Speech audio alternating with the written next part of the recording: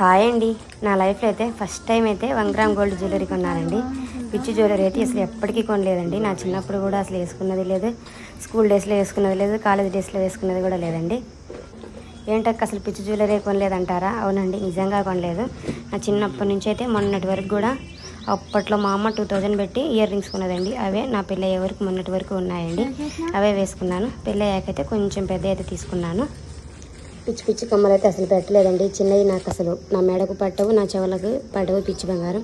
అందుకనేసి అయితే ఎప్పటికీ అసలు నా పిచ్చి జ్యువెలరీ కొనలేదండి. అసలు పిచ్చి కొనలేదు. ఎప్పుడో చిన్ని అయితే ఒక 10 రూపాయలు ఇక చిక్కేంట్లు వస్తారు కదండి, వాళ్ళ దగ్గర అయితే మామూలుగా వెంట్రుకలు ఇచ్చి కొన్నదే కానీ మనీ ఇచ్చి అయితే ఎప్పుడు పిచ్చి జ్యువెలరీ కొనలేదండి.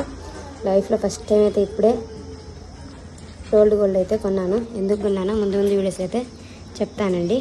ఈ జ్యువెలరీ ఎలా ఉందో కామెంట్ చేయండి. ఇదైతే మార్కాపుల్లో తీసుకున్నాను. ఇవన్నీ హారాలు, జడ పూసలు అన్నీ